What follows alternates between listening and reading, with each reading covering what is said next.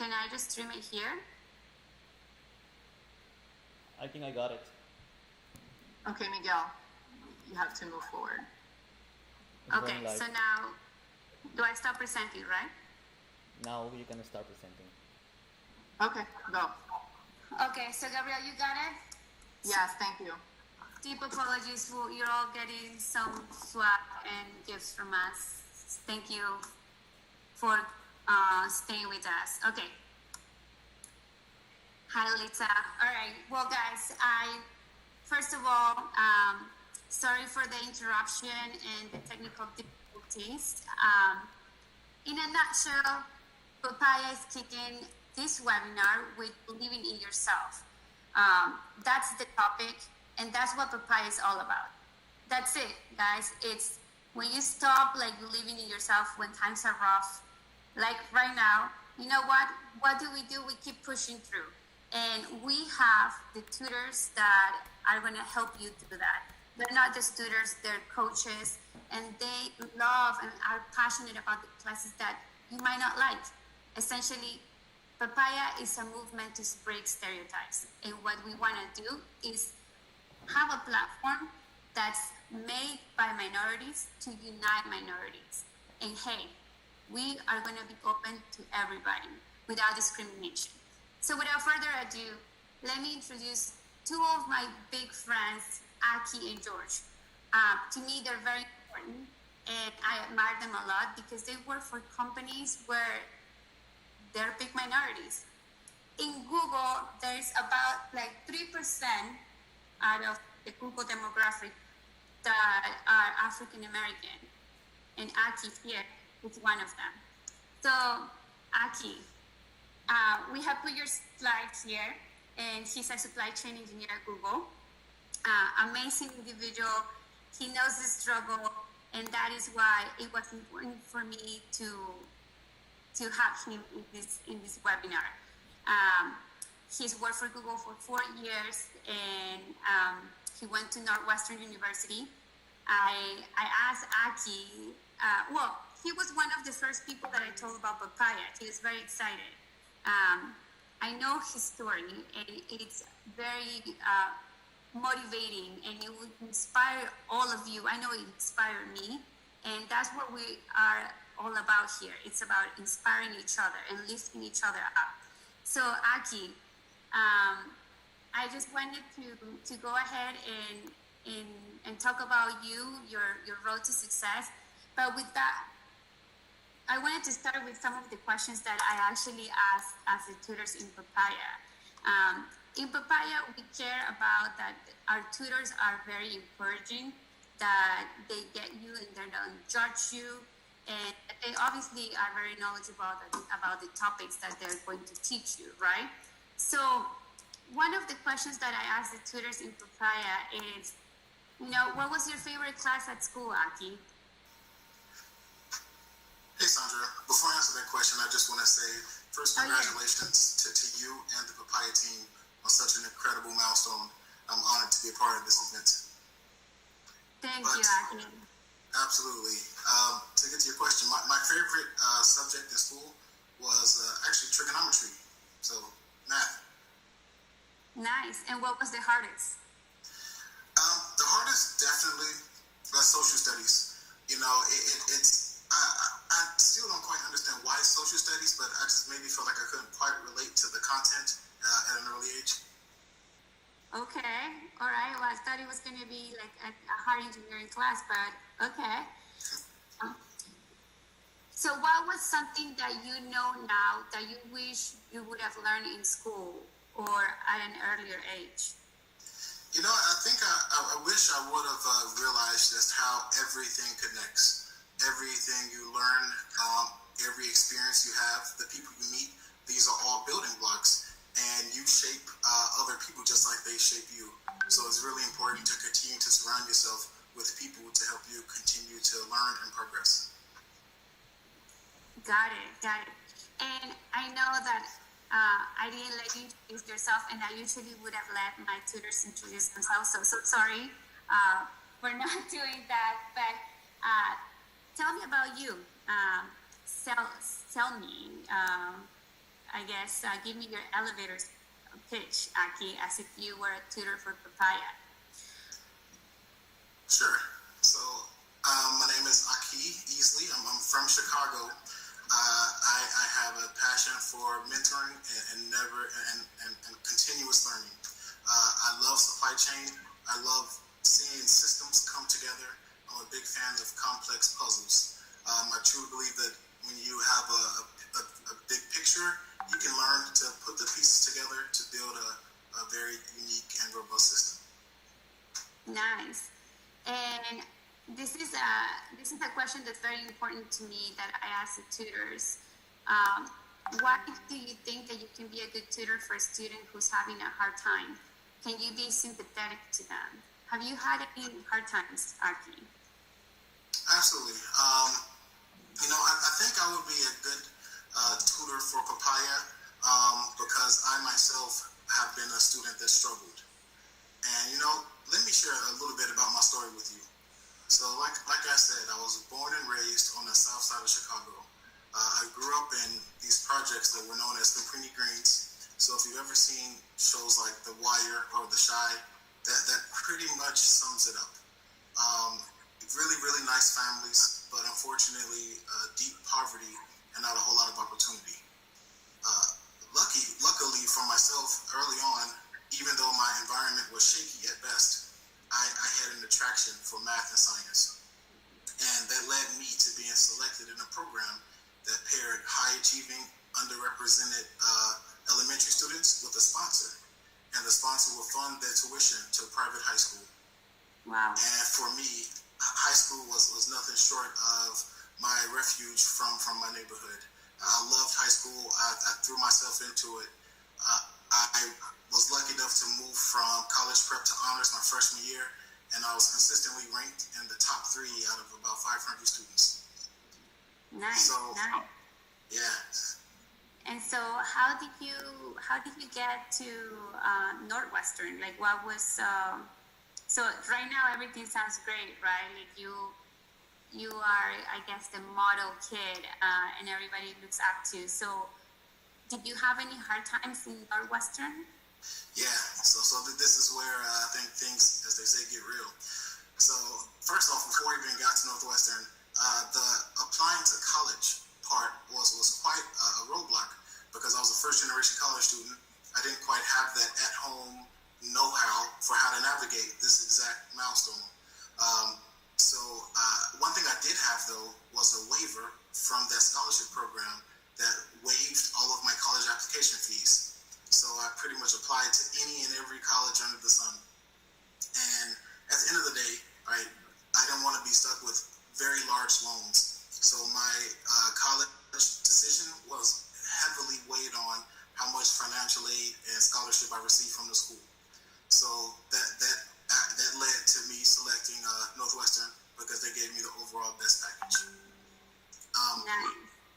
How was it at Northwestern? Like, I know that. I mean, you talked to me about it, but I wanna shine a light on students. Like, I know that some students, through their questions, they asked about imposter syndrome. That's right. What's imposter syndrome? Yeah. So, you know what? This story here will really walk right into imposter syndrome. So, I should mention, the very first time I stepped foot on Northwestern's campus was move-in day. Now, I'm sure there was probably opportunities before I started to come visit the campus and possibly even programs for minority students to come to a summer program or something like that. I don't know what happened. I totally missed all of it. But all I know is the very first time I stepped foot on campus was move-in day. And after putting away my clothes, which were primarily throwback jerseys and hats and stuff like that, I mean, it was the early mid-2000s, so that was the fashion of the day. So after I hung that stuff up in my room on move-in day, I took a walk around campus. And as I walked around campus, I noticed something pretty immediately. There weren't a lot of Black and Latino students, which sort of took me by surprise. What I learned pretty quickly was that at that point, Northwestern's undergraduate African-American population was only 2%. So now immediately, socially, I felt like I didn't quite belong. I felt out of place. I couldn't quite find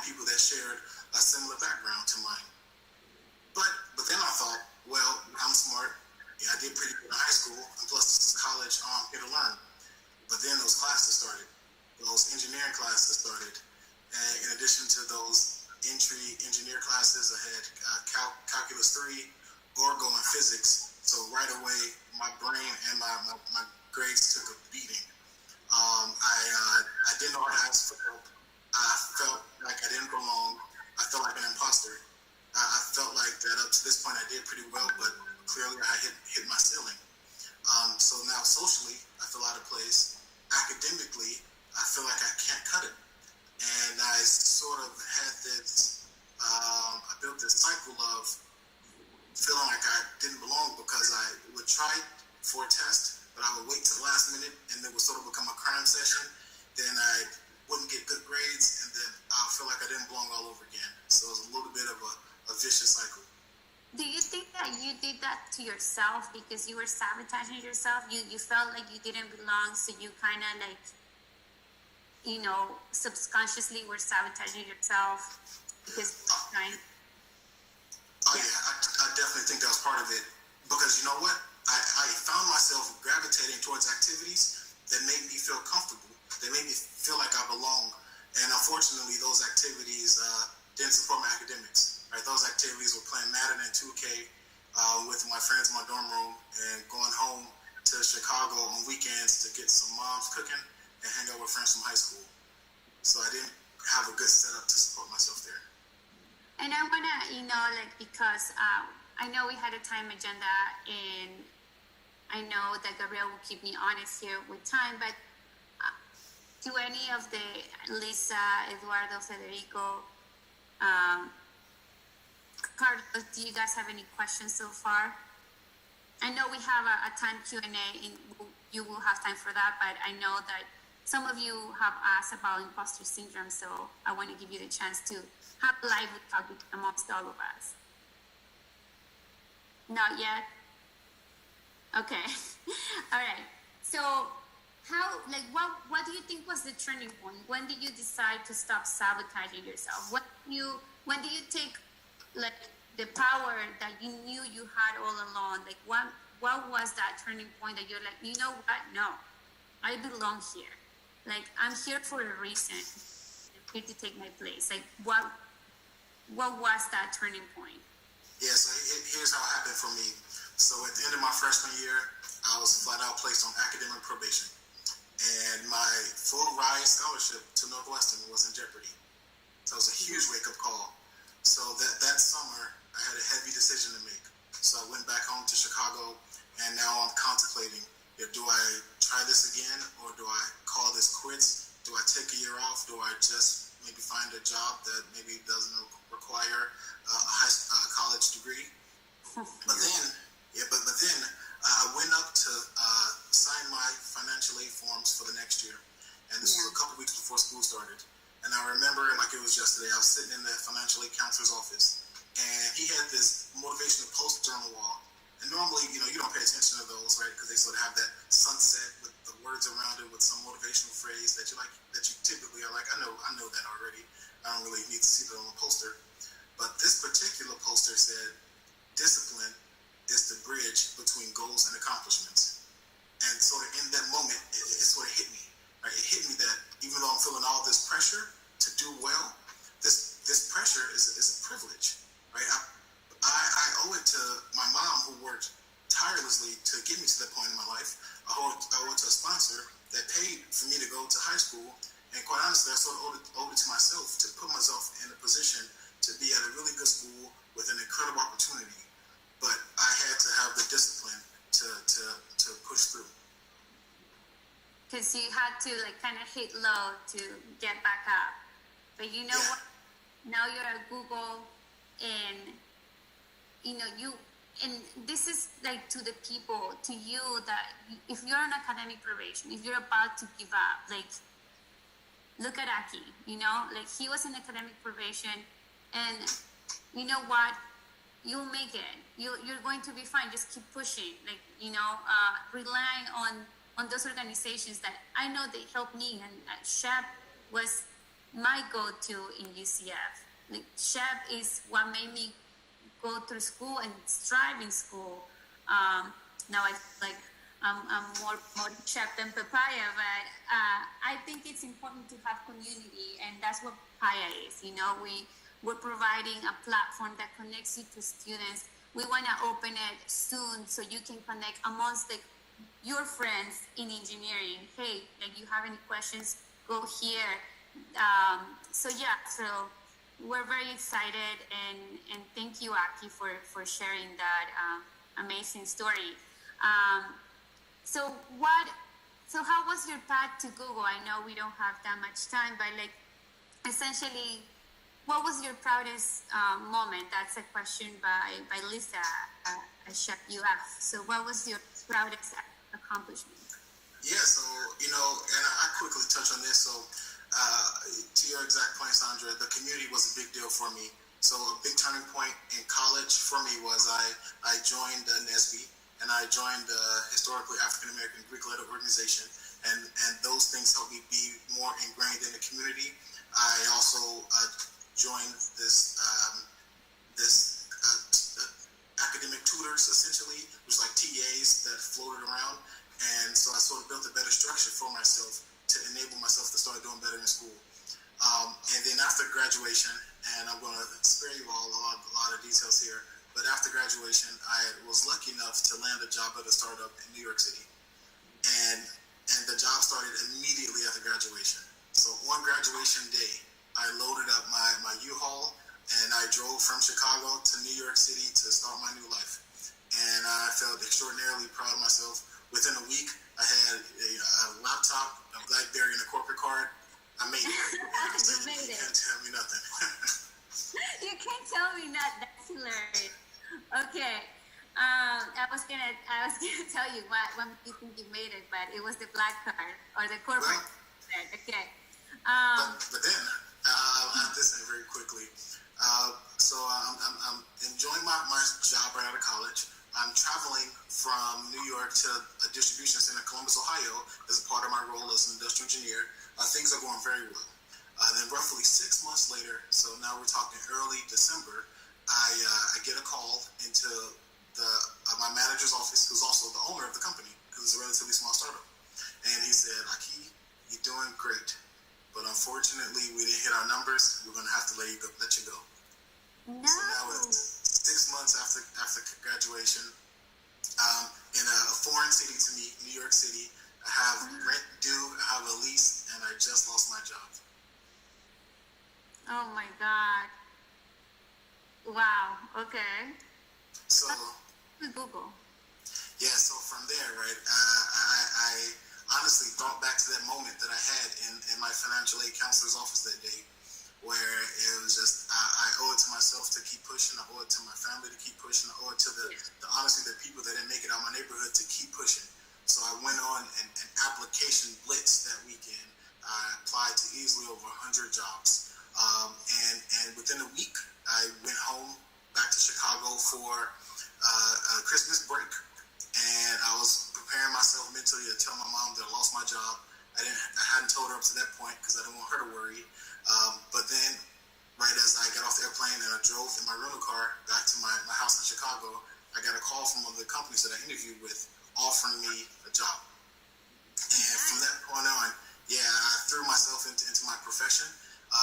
Probably half of it was because I didn't want to have to feel that feeling of getting laid off again.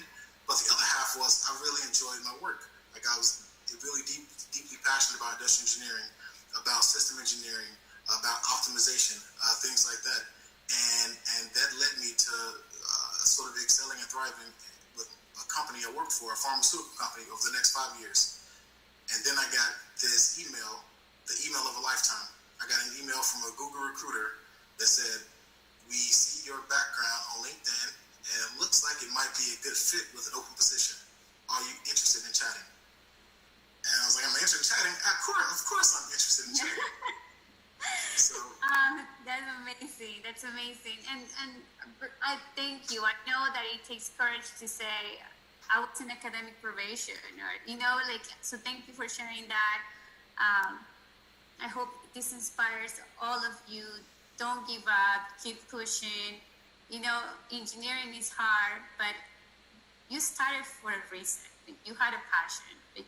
Hey, if If you decided that that was no longer your passion, go ahead. But don't ever think it's because you cannot do it.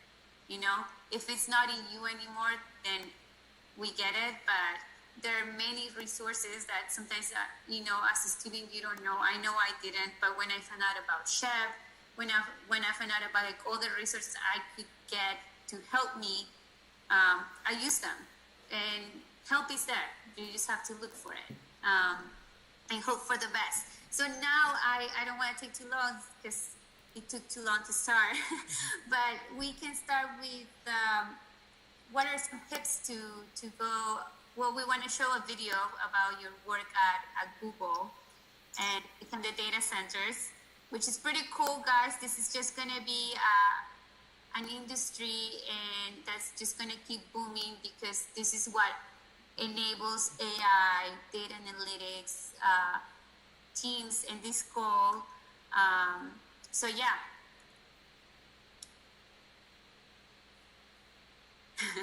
I do believe that the scooters in the data centers in Google, that is pretty. Yes, they are. And the Google Bikes, that was amazing. I mean, the food, like I mean, just everything. That was I mean, all the video games, yeah. So, what is your favorite part about working at Google? You know, my favorite part about working at Google is really just the empowerment that we have to really try our best to do the impossible. So as you sort of see here, my current role, I work in what's called technical infrastructure.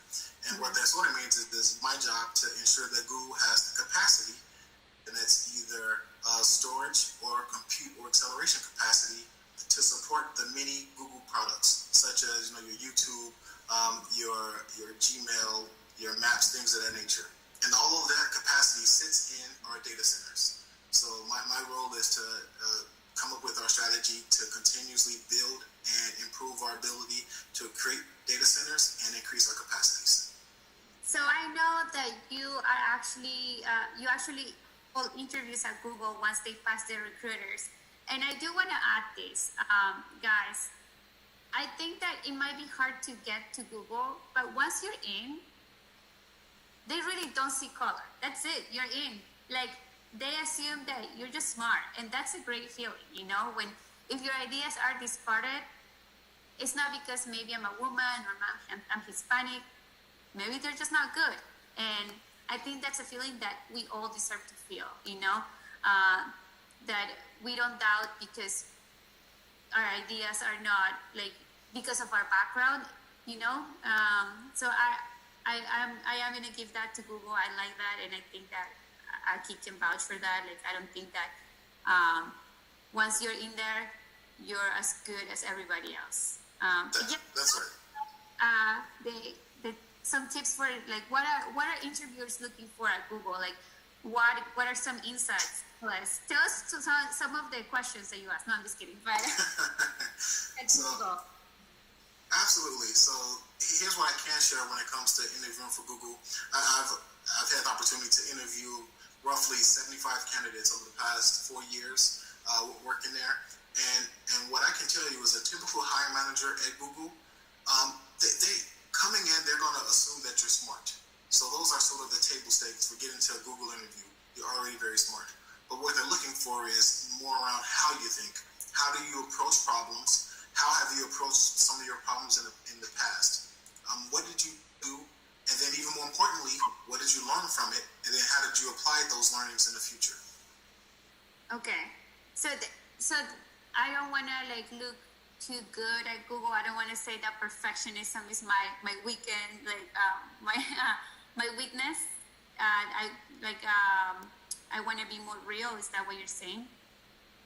Yeah, and in addition to being real, it's really just being able to articulate your complete thought process with the recruiter.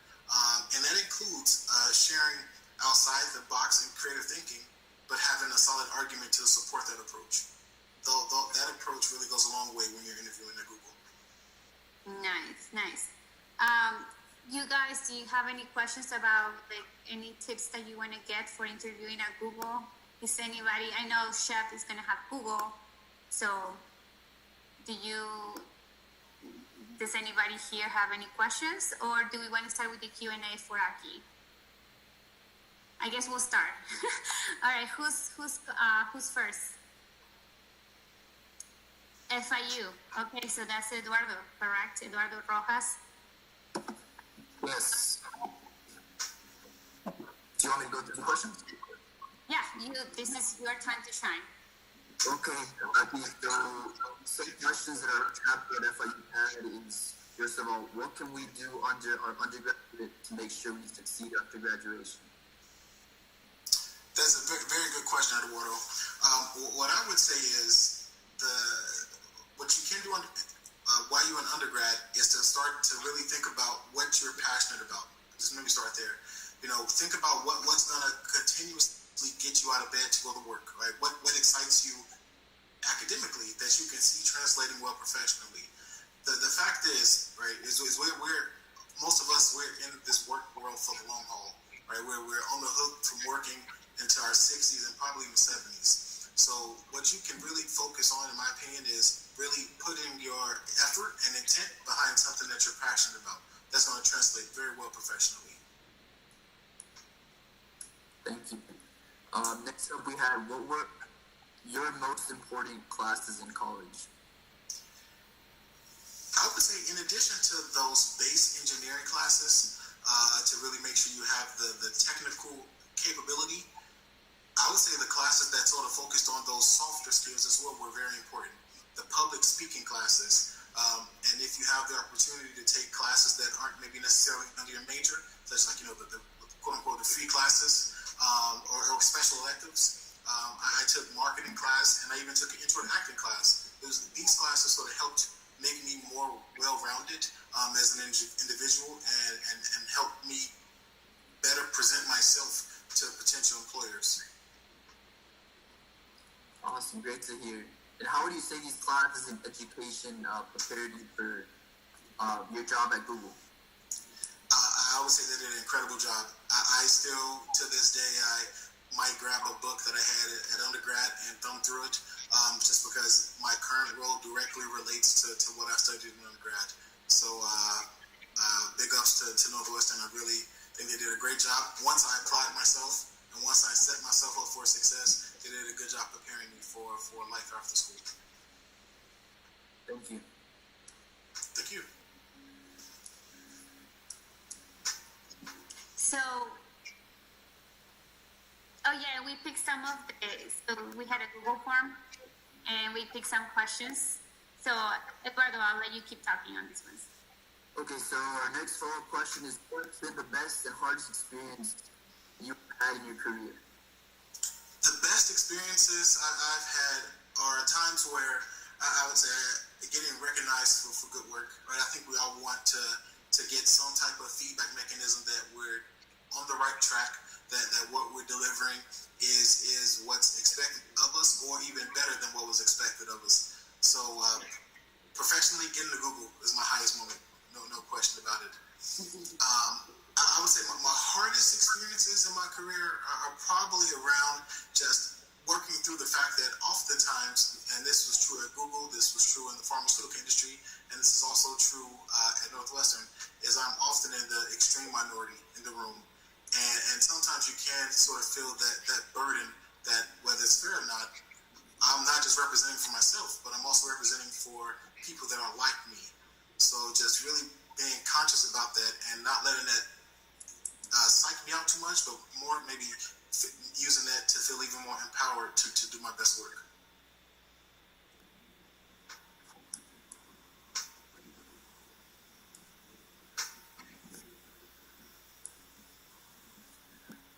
Okay. Thank you. So now, who's going to hold the questions for UF? Yes, that will be me. Hello, everyone. My name is Federico Roy. I'm the president of the chapter. So here we have a question from Paige, who asks, as a college student, how would you create a strong resume to apply for jobs? Hey, Federico, great question. The best thing to do when it comes to your resume is to use this really as a time to just showcase your capabilities, your talents, your interests, and things that you've accomplished up to that point. And when you do that, you really want to be pretty precise around here's what I've done and show improvement with your effort. So as a key points on the resume should always be here's something I've done, I'm passionate about it, here's how this situation was when I first started in it, and here's how I improved it. And if you can put any type of metrics around it, even better. But you really want this to showcase your capability, your creativity, and your problem solving.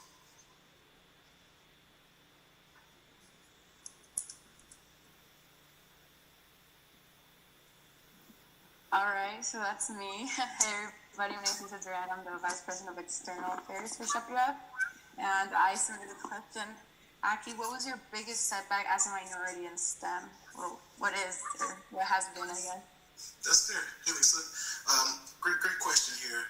So I touched on it a little bit earlier, right? And that's sort of sometimes feeling that burden that you carry, that you sort of represent not just yourself, but others in your minority group. But I sometimes also feel like that there's a little bit of a double-edged sword. You know, on one end, whether you like it or not, there's going to be people, right, be it colleagues and things like that, that have some stereotypes geared towards you, and they're just sort of waiting to lay those stereotypes on you and fill out the rest of your identity before you even say anything. And that's something that you sort of have to be aware of. But on the flip side, if you don't give them the opportunity to, you show them that you're just as capable, and if not even more capable than they are, you can be even more memorable because of that. Because the fact is, there's not very many people that look like you in the room, so your ideas can be even more memorable. Nice. All right, we also have a question from Nicole who asks, with all the things in the world, what are the steps you took to narrow down your choice to work at Google? Not a lot of narrowing down for Google, to be honest. Right? Google was one of the key companies I always wanted to go to and work for. I always felt like it was a bit of a long shot. Right? Before I got that email from the Google recruiter, I had probably applied to Google 10 times up to that point. And what I loved about Google was just the innovation, the culture. You know, even though I had never physically been there, they had a great reputation for caring about their employees and really pushing and challenging the status quo. And that's something I've always been interested in. Nice. Thank you. So next question comes from Isabel. Emerging technologies are being used at Google, and what are their importance? I think right now there are two pretty big focuses, right? A lot of that focus, and this is not just a Google specific endeavor here, it's cloud computing. Right? Our ability to offload our capacity from discrete devices and run programs and things like that from shared compute networks, thus the cloud, it's a pretty big one. And that's an area that Google, much like a couple other companies, are really looking to invest research and development into that technology. The second piece I would say is machine learning. It's how can we take all this data that we have, learn from it, and then enable our technologies to be even more useful and beneficial for us as users. So cloud and machine learning are probably the two biggest technologies that are being used at Google.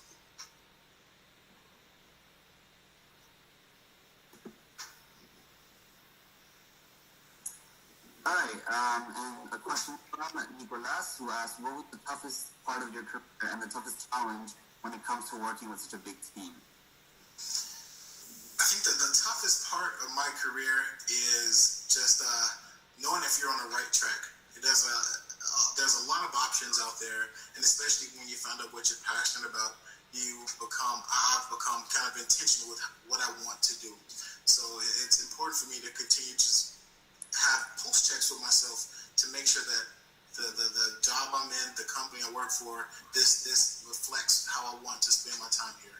And the biggest challenge of working with a big team, and especially a company like Google that's growing at a tremendous space and pace, is sometimes making decisions. Right? It's hard for broader team, and especially at Google, you're in such a consensus-driven culture. It's hard to sometimes make just a decision for here's the path we're going to go down. It's easy to sort of end up in a spiral loop of brainstorming as opposed to making a decision and going down that path.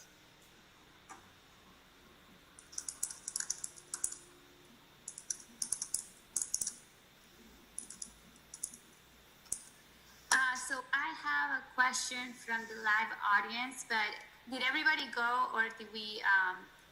Are we missing anybody here? Marcus, did you have anything that you wanted to share? Yes. Can y'all hear me? Yeah. Okay. Hi, my name is Marcus Harris. I am the treasurer and the vice president of operations for MySUH. I had a question from Paola, and she said, she asked, you got discovered from Google on your LinkedIn. How can I make mine stronger so I can get noticed by big companies? Very good question.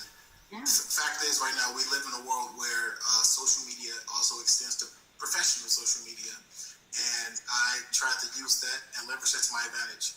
And my LinkedIn profile essentially looks very much like my resume. So I use that as an opportunity to sort of showcase projects I've worked on, how I've contributed to those projects, as well as the outcome of those projects. So you essentially want to make your LinkedIn be an extension of your resume.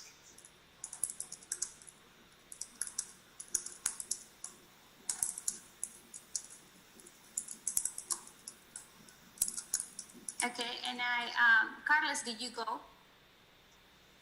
No, not yet, but I do have a question. Hi, everyone. My name is Carlos Arboleda. I'm the current president of Chef UCF. And my question to you is, throughout your journey, as you overcome your struggles, how have you made sure that your journey is your own and not a journey that's imposed on you by friends, family, as you've been through it all? Hey, Carlos. Great question. And that's a really important question to discuss. For me, I guess you call it fortunate or unfortunate. In my immediate family, I was sort of seen as the trailblazer, right? As a first generation college student, going to college had already put me into this new territory that at least my family group hadn't been in. So I didn't have that burden from their end in terms of following in someone's footsteps. However, nonetheless, in your peer group, it can be easy to end up in situations where as your peers advance, you sort of want to continue to stay on pace with them just to show yourself that you're also making the right decision and progressing your career. I've personally always tried to consciously work to decouple myself from the successes of others and just understanding that everyone's journey is their own. My journey is my own. And every day I'm in competition with improving myself as opposed to competing against others. Nice. And I have a question from the live audience. So they ask, Jeffrey Madrid, thank you for being here with us. What does a typical day at Google look like for you, Aki? Great question. I can definitely say that due to the COVID-19 circumstances, the typical day is wildly different now than in the past. So I will talk about how things look maybe before our current work from home situation. So a typical day for me, I'm an early bird. So I would get to the office on the early side, even though there are no set hours, which is a huge, huge plus. I would get to the office pretty early. I would go to the gym and work out. And then after that, I would take a shower, and then I would go to my desk. Typically, I would have roughly 30 minutes or so to catch up on emails, and then it would be just a barrage of meetings throughout the day, to be honest. But the meetings would be incredible, very engaging meetings, and because you have, as I mentioned earlier, a culture of collaborating, you have meetings as a means to continue to share your ideas and hear input from other team members as a means of advancing projects. So from, let's call it 9 to 5, meetings on meetings on meetings, and then I would end my day that way.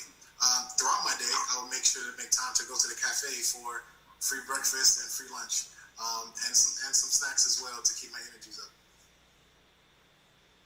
Nice, nice. Okay, and I guess we wanted to have a little break, and well, not a real break, but before we introduce our main well, before we introduce George from NASA, who's he got a lot of questions as well. We wanted to do a little face reveal with our engineering memes guys. Well, I guess I'm going before, but you can stay there, Gabriel. First of all, I know that they're wondering, people are wondering, you can stay there, Gabriel, what papaya means. Okay. Okay, well, I can still talk about it. So papaya, and why the name? Papaya in Peru means it's a piece of cake. So when I was little, people would say like, oh, that's like, like they would say it in a very like cocky way, like, hey, like that's easy, that's papaya, I got it. Like that math test that you're suffering through, that was easy for me. And so that's how we created our culture for our tutors. We want every student, and we told our tutors, every student must leave your tutoring session feeling like, I got it. Like they have to feel so empowered, right? Like you have to make them believe in themselves. So, and now I wanted to talk about engineering memes guys, because I've been following since I was in school.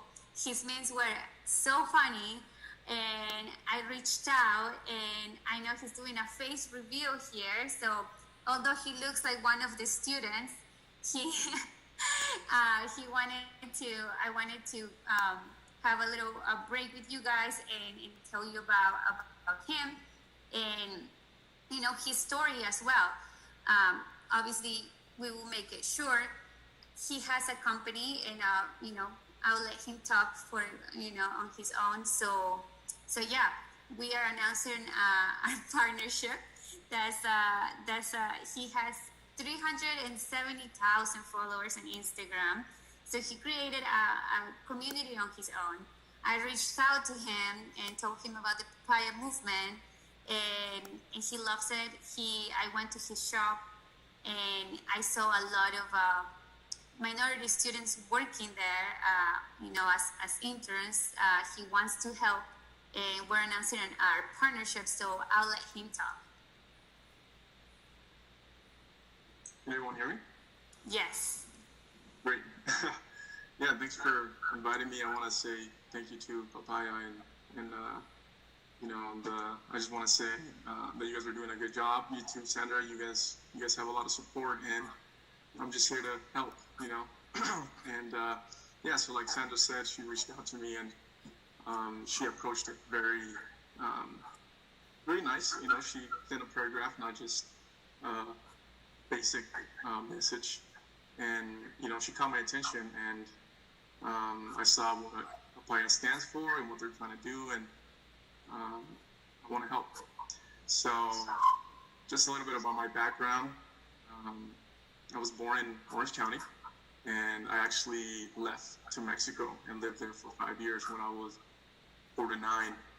So most of my childhood I remember living out there and not knowing English.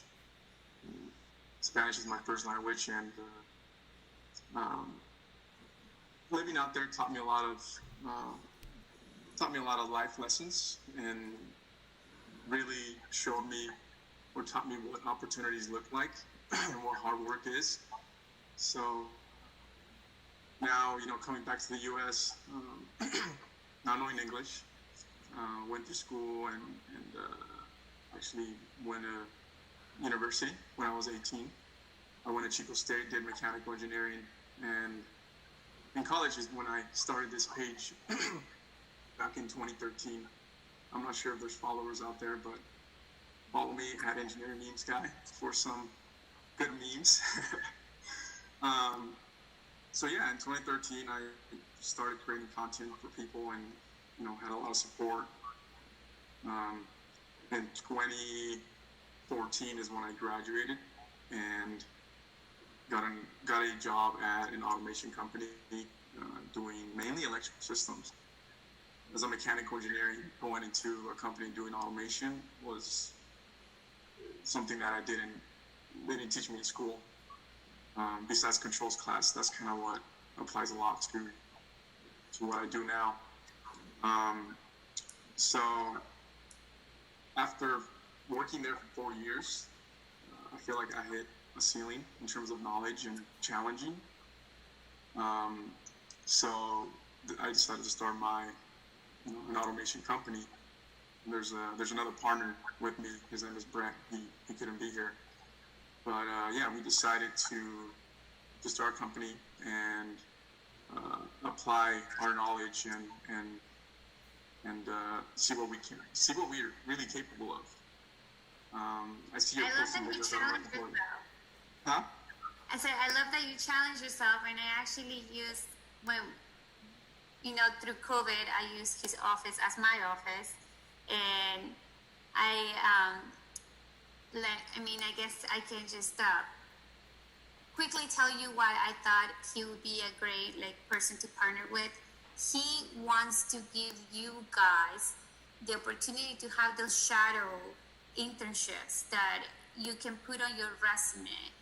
They're doing pretty cool things at Lumis, like this video that's not loading, automating the cannabis industry in obviously California. So they're getting a lot of contracts. They're getting contracts by biomedical engineering companies, by semiconductor companies, Military as well. Yeah, exactly. I wasn't going to say that, but you said it. So he wants to help you guys. We're going to talk to our partner schools about those shadow internships for freshmen. We're going to do some live streams. You can participate and ask questions. I don't know if you wanted to add anything else, Eduardo. Yeah. And maybe we can fast forward the video a little bit, Miguel or Gabriel, so we can, So they're building all of that, and I think that's pretty cool. They cannot try the product, so don't worry. But yeah, I think it's pretty cool. So yeah, anything else you wanted to add? Yeah, so just going back to the partnership and why it makes sense. I personally never had an internship, and I would apply a lot. I would go to, the fairs that they would have at school, and I would always get rejected. I just never really believed that, I would get one, so I never did. Until, so I decided that when I started my company, I was just going to give a lot of opportunities to people. So when I'm doing that, we allow people to come by, visit us, check out what we do, and if they want to be there, they can. It's their choice, really. It's not really our choice. We prefer to let their passion, guide them and have them there. So it just makes sense. Papaya is helping students get confident with engineering, and what we're trying to do is apply engineering to real life. So we've done videos where we talk about concepts and try to find solutions. We even use some of the Papaya tutors to do analysis on fluid systems and fluid mechanics. So it was a good experience with that. And you guys can see this system where it's for the cannabis industry is a project we have in Michigan, and the customer is really happy, and it's a machine that we built from scratch. So it hasn't been easy. It has not been easy trying to start your own company, and being a minority and being young too. You're going into customers, and they look at you, and they see you as a kid. So it's been fun, and I really enjoy the pressure and the creative part of it, because it's really our machine. We come up with the whole thing from plugging it to the wall all the way to the final product. I know. So to all my electrical, mechanical, mechatronics, we have cool stuff for you. in the works. So happy to have you and work with you, Eduardo, and really enjoying all your memes. So now, I know we've been all waiting for this. I'm going to give it up to George. George, thank you for joining and for staying with us through our technical problems. You have been one of my main supporters since I started this journey. I wasn't a citizen, so I couldn't work for NASA. But the fact that I think that it was important to me to have George here, because the fact that he asked me, hey, like, have you thought about NASA? It made me believe in myself, you know? I think sometimes when somebody believes in you and you don't believe in yourself, it wakes up something in you. So when he asked me, I was like, wow, like, you think I can work for NASA? Same with Aki, you know, I was like, you think I can work for Google? Like, it was just so inspiring, and that's what we want to pass along. So, George, I'll let you introduce yourself. Well, thank you for having me here. Can you hear me okay? Yes, we can hear you okay. Okay, so just a brief introduction about myself.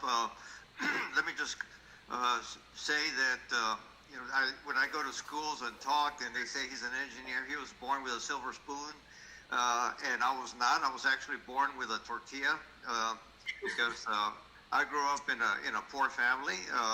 My dad had a 4th grade education. My mom had a 2nd grade education. In fact, my mom was an orphan and was raised in an orphanage in San Antonio, Texas.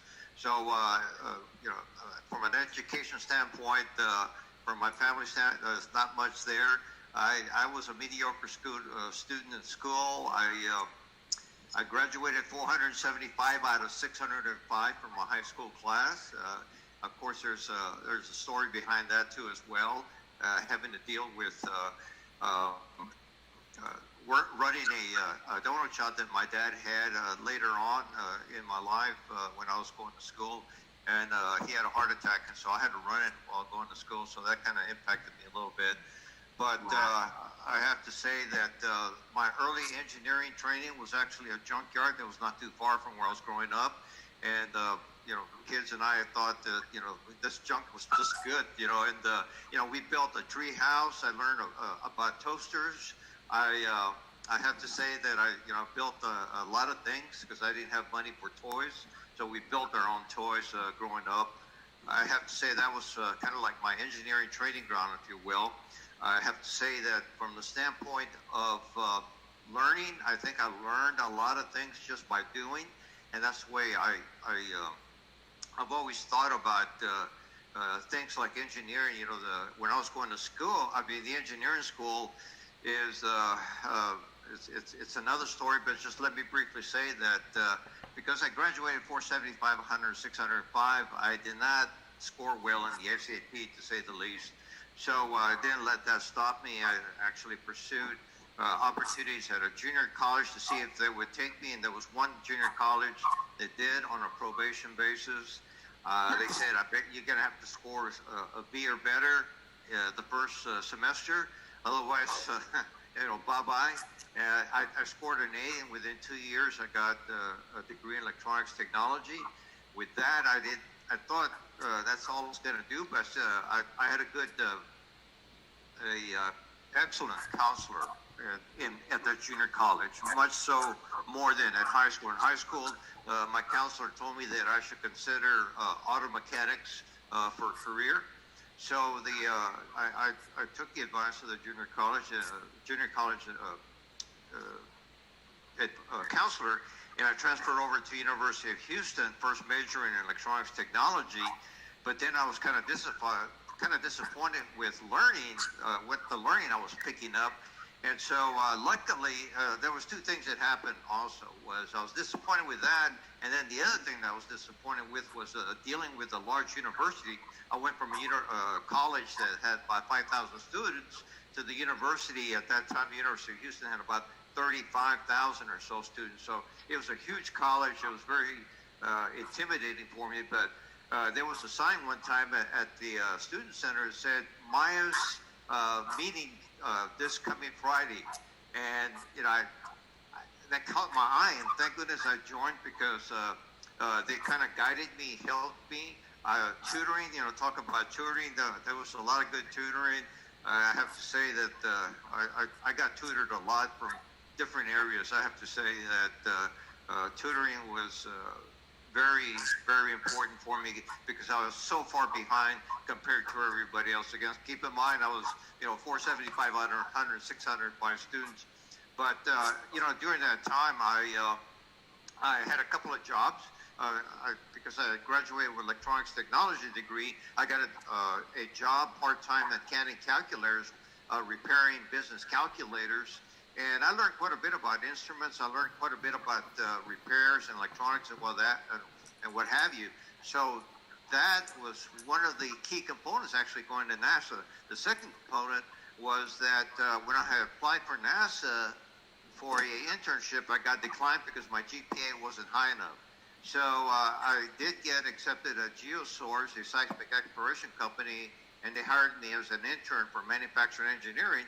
And I got to participate in manufacturing engineering decisions related to automation of the lines. I got involved with robotics. At that time, fiber optics was fairly new, so I got kind of like firsthand knowledge, understanding fiber optics, understanding how to put fiber optics together, splicing techniques and all that. So when it came to graduation time, I interviewed with different companies, and maybe I'm getting ahead of myself here, but I have to say that it wasn't my GPA per se that got me into NASA. It was somewhat of my GPA, but more so my experience that I had under my belt and my desire to learn. Nice, I love it. And I know you talked about tutors. Like, what do you think is the most important, a core value that you would seek in a tutor? Like, what do you think? What do you look for when you had a tutor in college? When I had a tutor in college, and of course I had paid for some, and some I got free. But I have to say that I looked for a tutor that could explain things in a different fashion. There was one tutor that I had that I stopped seeing him because he was obviously a very smart individual. He was a 4.0 top beta pi and all that stuff in engineering. But, the mentality of him, he had a chip on his shoulder, is that this is so easy for me, why can't you understand it? Yeah. And so it was very humiliating. I felt humiliated. I felt, I just didn't feel good. And so I would walk away kind of feeling like, gosh, I'm really dumb, and it wasn't. Yeah, I had the same experience one time. Like I was like, and I think that sometimes it's not you. Sometimes you might be going through stuff, and you're young and you don't notice. You're young, you don't know yourself. And you're trying, and when you have a tutor that's discouraging, it's not, it's not helping anybody. And that's what we want to do here. We want to democratize how you are taught or education. We want to make it affordable and available to everyone at any time, anywhere. And Georgia had the same experience that you did. Like I had a tutor, and they were referring to some students as local, as regulars, and I was like, what does that mean, a regular? And he said, it just means that they're not good at math. And I'm like, well, you cannot talk like that about people. To me, believing in one another will just help us achieve and create great things. So I cannot wait for this. And we're very, I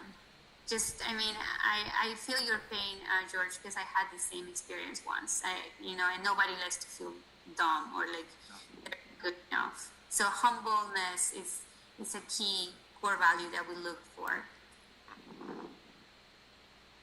So yeah, keep going. I'm sorry to interrupt you. Oh no, that's fine. I have to say that that experience coupled with basically, I have to say, engineering professors, I dealt with some that had that mentality too as well, that they wanted to teach it at such a high level and not really help you understand what they were teaching, rather than teaching you to become a good engineer. It was like, I felt like it was, all right, how many of these students can I get rid of by making it really hard on them, by tricking them with trick questions and lots of homework and what have you. And so I have to say that experience, along with obviously the tutoring experience that I have, now I'm more committed as I mentor, and I've been mentoring for many years now, is that I really want to teach students what it is to be an engineer, especially in my area, systems engineering, electronics engineering, engineering in general. Every student, I try to spend as much time as I can. I can't tell you how many hours I've spent with students outside of the regulation 1 hour that's allowed by NASA, just to try to help them understand some of the problems that they're solving for us. Because I get I get quite involved with doing outreach activities associated with problem statements that engineering gives universities here in Texas, and team forums, and it's just not like, here's the problem, go solve it. I become part of the team, and that's important to me, because when they finish that project, I want them to walk away learning some things that are not taught in school. And so, and that's the thing. The other thing that I've learned that over the years is that university, for the most part, kind of gives you the foundation, so to speak, is the fundamentals. But it's really not until you start working in your job that you really start learning about what it's really going to take to do your job well. I have to say that when I first started, I thought I was fairly decent in electronics, but when I went to go work at NASA, whoa, did I find out that I was so far away from really understanding all the aspects of spacecraft engineering and spacecraft electronics. I was fortunate to have had some good mentors. I have to say some were very patient with me, which I appreciated that. Despite the fact that, at first when I got hired on, I would hear some subtle rumblings that I got hired to meet a quota, and also at the time, most of these, I have to say that a lot of the workforce at NASA, especially engineering, came from, let's call them Ivy League, high caliber universities. And here I was, a University of Houston student coming in there. So I still remember one guy that came in. He had graduated from Princeton, and he said, "Oh, what school did you go to?" And I said, "University of Houston." He goes, "Oh," like it was disappointing to him for me to hear that. But over the years, I wanted to ask you about that. How long have you been with NASA? 35 years plus. Right, so I can just imagine. I wanted to ask you, what was the Hispanic representation at that time, and did you feel belong? Did those people? Because I can understand, and that's why it's so important to me to have a platform where we can all help each other. Did you feel like you belong? Did they make that student from Princeton, did he make you feel like an outsider? How did you deal with that? How did you overcome that? It's a good question. It was somewhat of a challenge, because I have to say that in the building that I was in, there's about 138 people, about 130 people in that building. And at the time that I got hired, there was only 3 Hispanics. And it was myself, a Lockheed engineer, and the janitor. And that was it. At that time, also, there was somewhere in the vicinity, if I recall correctly, the amount of Hispanics at NASA was about 213 NASA-wide. And so there was very few in engineering when I first started, but now it's increased quite a bit since then. So I felt a little bit challenged, and I felt a little bit, I was working with some folks that actually two were from the Apollo program. And it turns out, at first, I felt a little bit intimidated, but then later, these engineers really wanted to help me understand spacecraft engineering, and I really appreciate that. And that just kind of added to the fuel for me to want to help students and want to help them become good engineers, and not,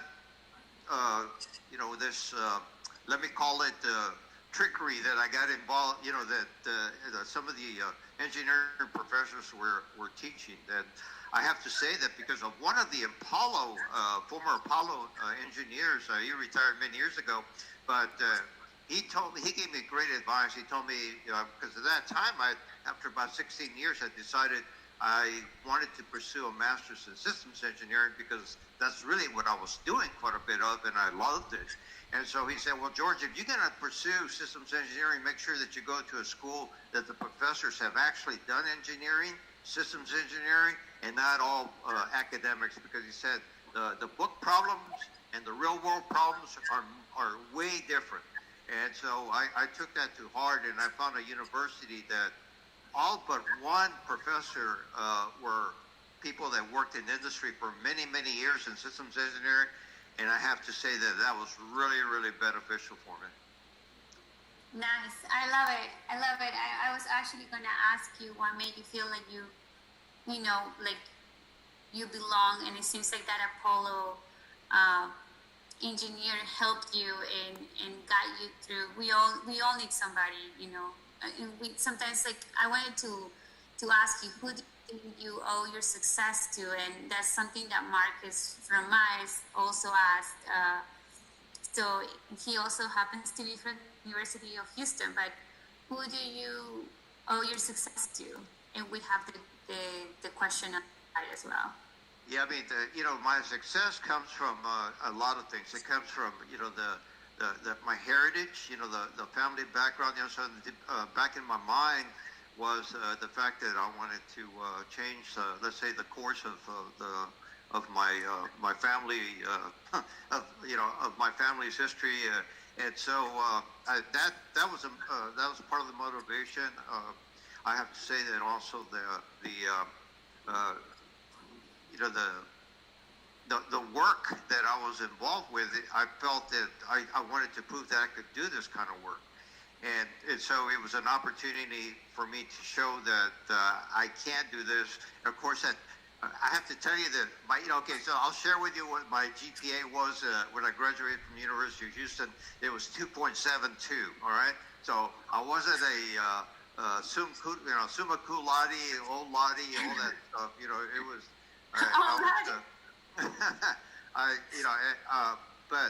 But I had a desire to learn. So there's two things that motivate me now. So early on, and even till now, there's this quote I came across when I was actually going to the University of Houston, that it was the best 10 two-syllable words that actually inspired me. And basically says, if it is to be, it is up to me. And that's really it. It's up to you. Okay, so you can make it or break it. And so you do what you can, but I have to say that my heritage has also been a big inspiration for a lot of my accomplishments. My family.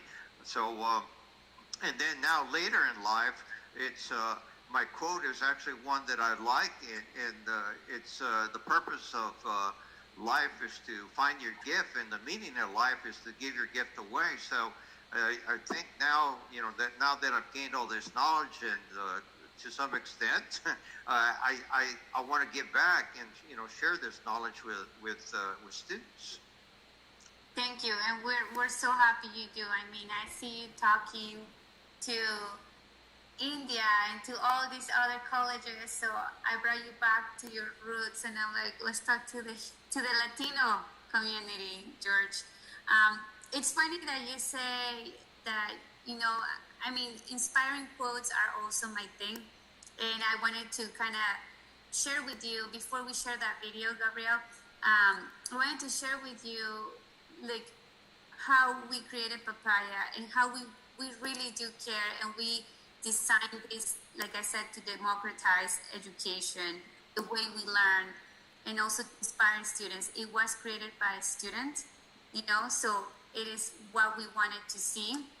So I'm going to share my screen and share with you one thing that I thought it was funny to share.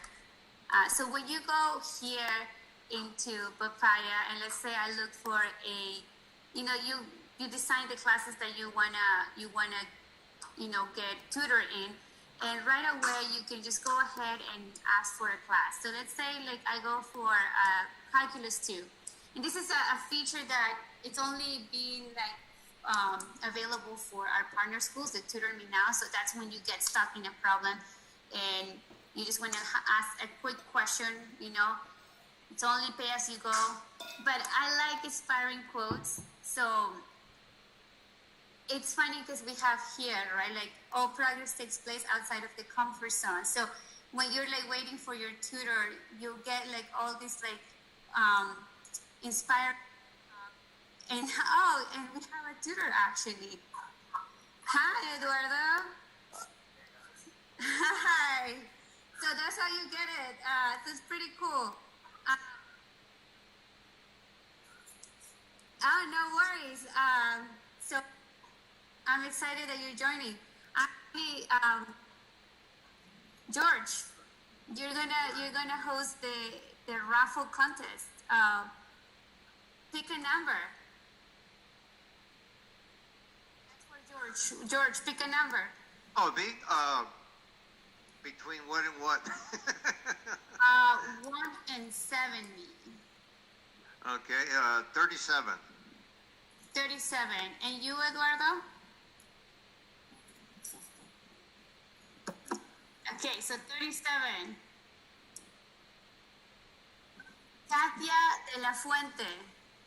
And that's Federico and Lisa. Federico. Katia de la Fuente, if you're listening to this, you're going to the Chef Conference on Papaya. So congratulations to you, and I hope this is helping you. So 37, that was George. So that was George's gifts to you. 15. Nicole Bate. Federico, can you tell them? We're gonna obviously email you this. Thank you for all your support on this. So Nicole Bate, if you're watching, you're going to the Chef Conference on Papaya. And we're gonna do more contests.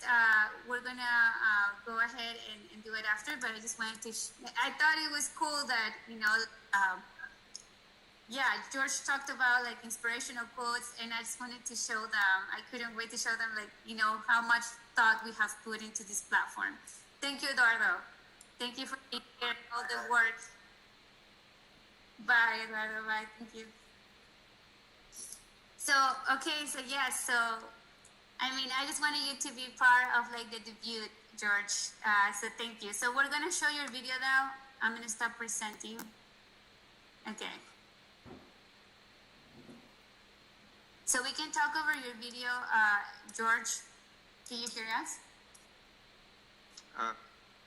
So this video is basically more for the future scientists and engineers that we're going to be looking for the Artemis program, which is the next Return to Moon program. Just FYI, Artemis was the twin sister of Apollo. So the Apollo program back in the 60s, and now Artemis program to return us to the moon, to live and learn on the moon, and to eventually go off into deep space. But there are many, many challenges, and the moon is going to be that proving ground to help us go to Mars. Nice. So I wanted to, what made you feel like you've made it? Like, you're like, was it the job at NASA, or what exact moment in your life you're like, wow, I made it? So there was different points in time, but I have to tell you that one of my most memorable was when I got my second patent, and that patent was presented to me by Captain John Young, who was the astronaut, the only astronaut that was in 3 different programs: Gemini, Apollo, and Shuttle. And he's one of the 12 that ever walked on the moon. And so when he came up there and was going to present it to me, I just kept reflecting back of growing up in the barrios, and just it was just kind of like a flashback of where I was and where I am now, and it was just a very humbling experience to ever be in a situation like that. And certainly the other one was when I got the Lifetime Achievement Award at HENAC, and that was also an awesome experience as well. You deserve that. That's amazing. You help so much. You don't need to do anything more. You're already going to heaven. Like that's. I'm still not done yet. So.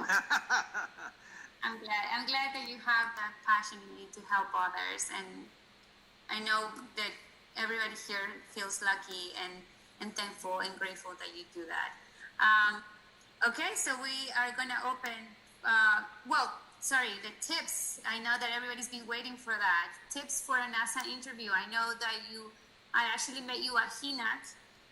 That's where you offer a job, and I wasn't a citizen, or my career would have been different now. But what are some of the things that interviewers and recruiters are looking for to recruit for NASA?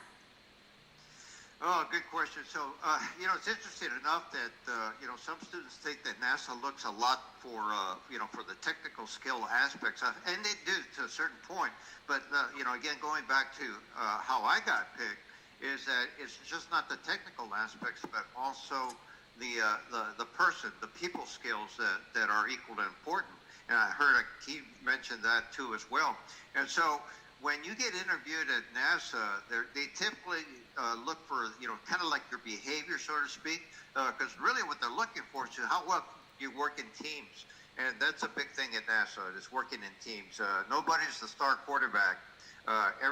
Just imagine a quarterback without the front line blocking. Let's see how many passes that quarterback could throw. So same thing in a team. You got to have everybody has a key responsibility, and so when you get an interview, they usually use something called the STAR approach for interview.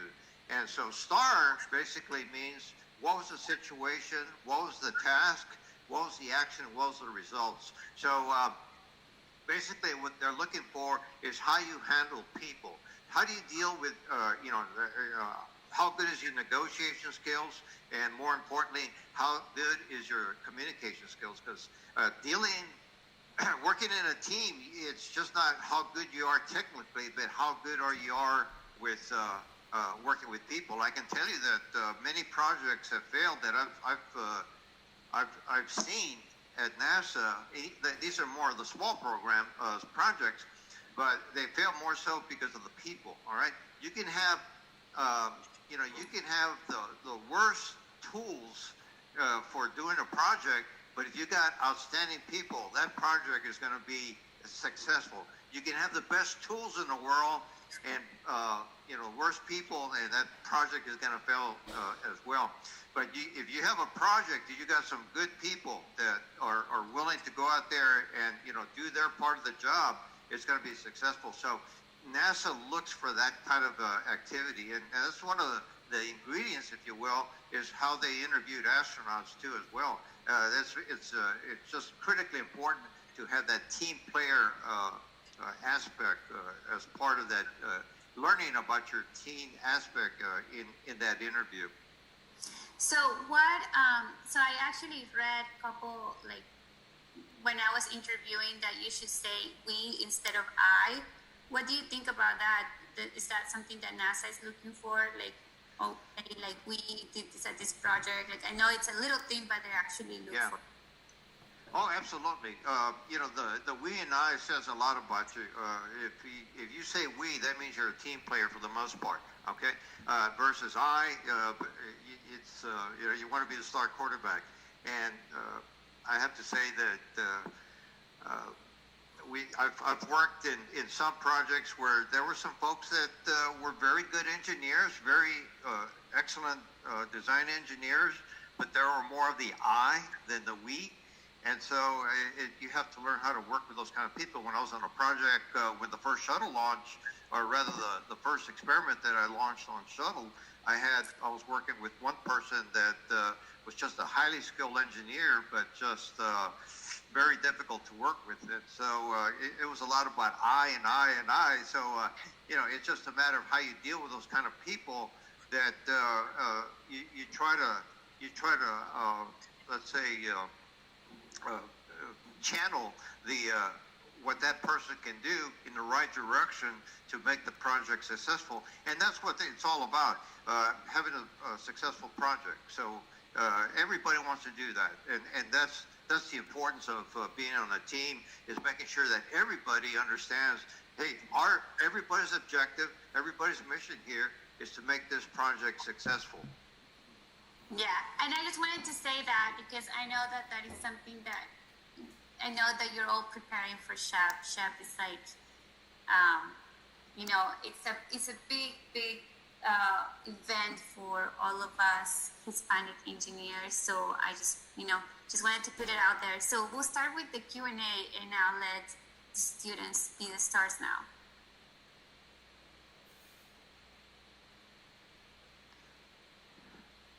All right. So what opportunity for biomedical engineering international students does NASA have?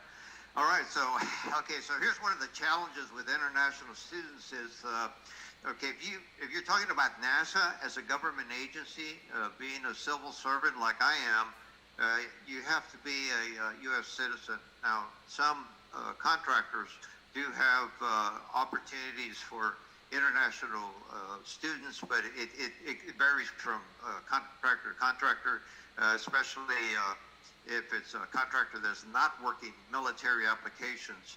But from a standpoint of biomedical engineering, that's a biggie right now, because that's actually one of the big challenges for going to deep space is how are we going to build the kind of instruments or biomedical instruments that are going to be necessary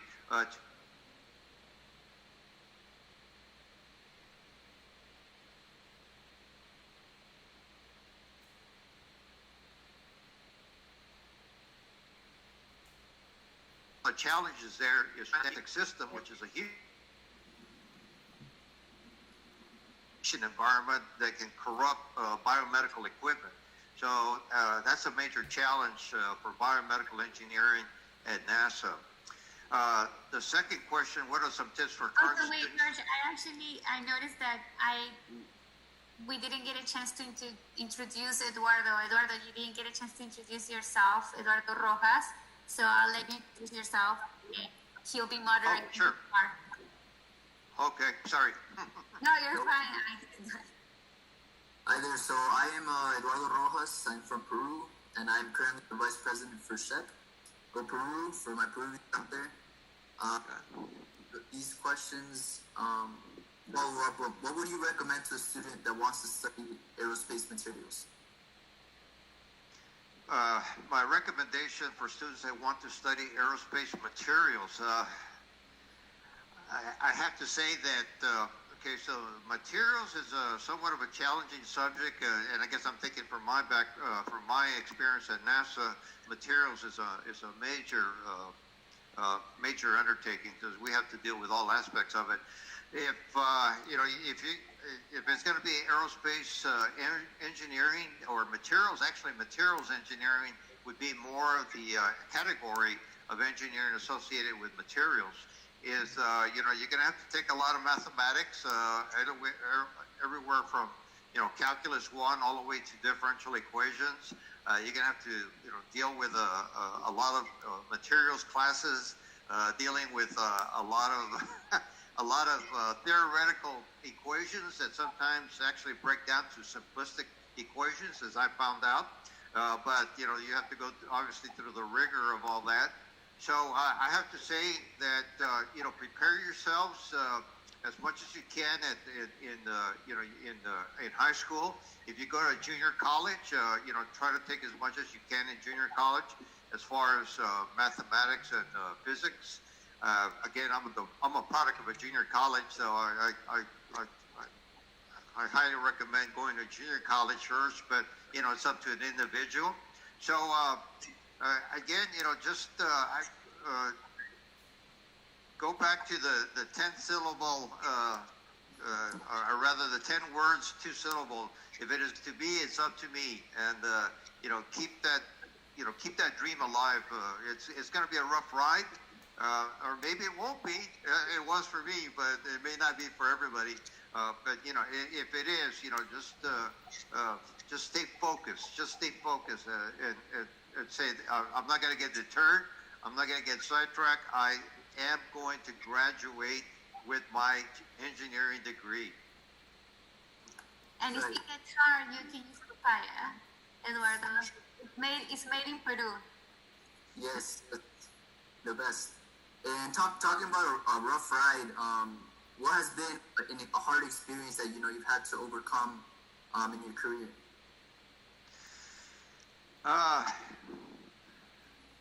So as far as my best experience has been was when I was first assigned the task of being the subsystem manager for the Space Shuttle Module Auxiliary Data Acquisition System, which was a major system on the Space Shuttle. And I have to say that was one of the best experiences that I first encountered, because I think it was after the 4th year that I was assigned that responsibility of being the subsystem manager. So it said a lot about the management having confidence in my technical abilities to manage a complex system like that, and also dealing with let's see, there were 17. I had 17 contractors under working with me, and so I have to say that some of my early, let's say, growing up, dealing with work ethic and responsibilities in my family, the donut shop experience that I had growing up and all that helped me to work with people. So I have to say that was going back to your first question about the best part. I have to say that was one of my best part with the subsystem manager responsibility that I took on early in my career. The hardest experience was actually later. I was given a major responsibility for a upgrade to the space shuttle, and there was somewhere around the vicinity between contractors and civil servants, around 200 engineers, and it was just a little too overwhelming for me. But I managed to hang in there. The more seasoned people that had been around a little bit longer, how do I handle this? How do I handle that? One of the things about engineering and education in general is sometimes know where to look and know who to ask. Okay, that's important in a job, especially when you take on major responsibilities. So again, both of them were related to the shuttle, but I have to say that the best experience and the hard experience made me a better engineer. I can't agree more. I think going through facing adversity and tough challenges is very important to help us grow. And to follow up with that, the last question we had from our chapter was, what opportunities are there for electrical engineers to work with electronic devices to enhance the human body at NASA, if there are? Yeah.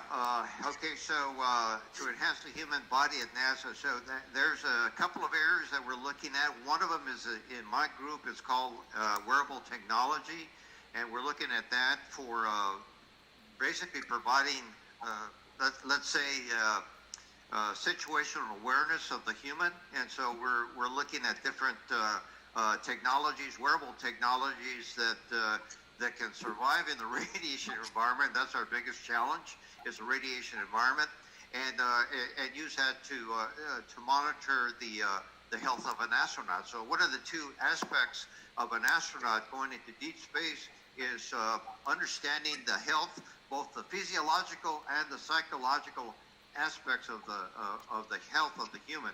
And so again, as I mentioned previously, humans are not deterministic as opposed to machines. And so if you design a machine for a nominal, normal case where the astronaut has slept well, feels good, not depressed and all that, he or she might be able to operate that system correctly.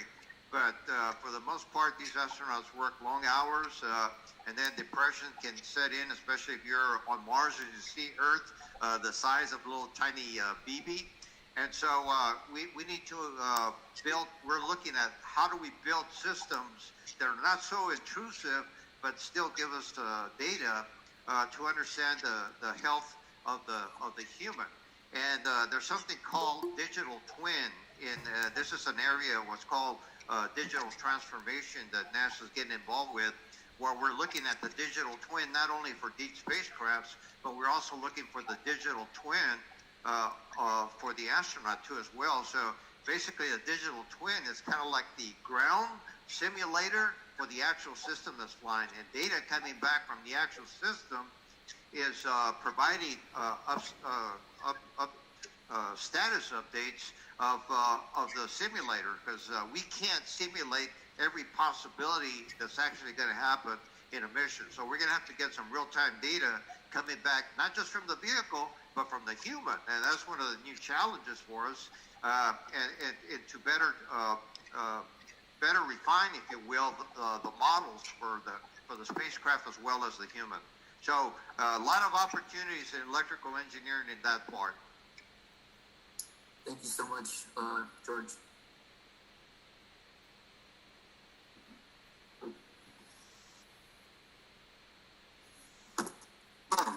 So this question is actually from me. So my question was, what was your biggest obstacle in getting to where you are now?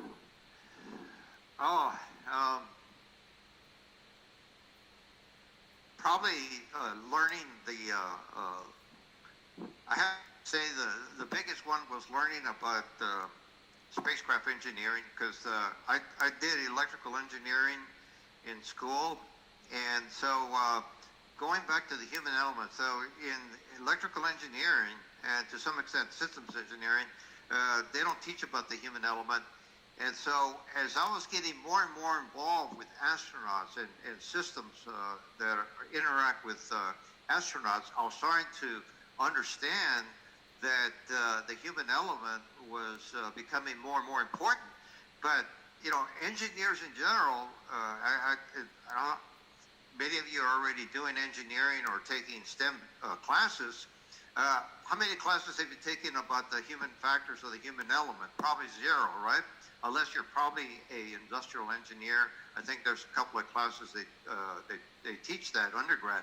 But for the most part, the human element is very difficult to understand. But I'm getting more and more involved with that. So my obstacles, this started back in 2008 when I started to really get involved with human, what we call human rating of spacecraft systems. Right now, SpaceX and commercial.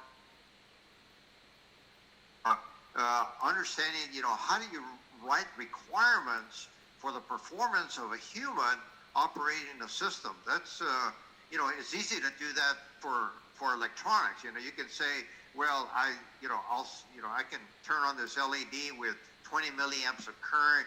You can measure a lot of things with hardware and software systems, but with a human, how do you measure performance on a day-to-day basis? Yeah, it's a big challenge, and I'm still learning about it. I'm getting there, one day I'll feel like I'm very successful in understanding the human element. But at this point in time, I feel like I'm a tin horn, so to speak, or greenhorn, so to speak, and just learning about this. But I'll get there. It just takes time, and that's something that I've grown to understand as I've matured in my career at NASA is that a lot of things are new, and you're not going to learn them overnight. It's going to take a while. And I wanted to actually. Okay, sorry. You can go ahead with this one. All right, thank you for that.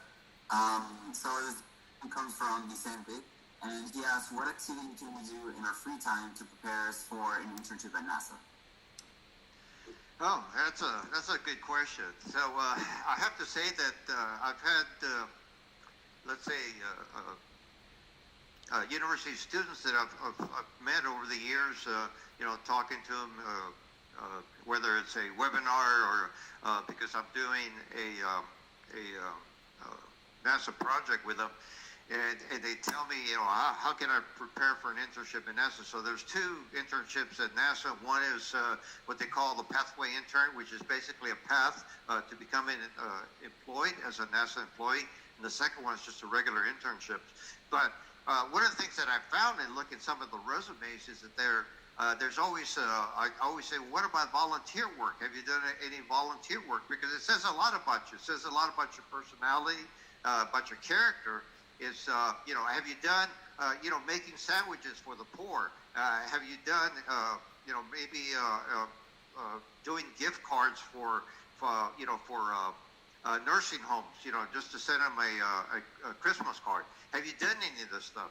And surprisingly, some say, well, yeah, I've done this, but that doesn't seem like it's going to be of interest to NASA because they're looking for, they're thinking just technical, I'm a 4.0 in engineering, and it's just not that. It's about the person too as well.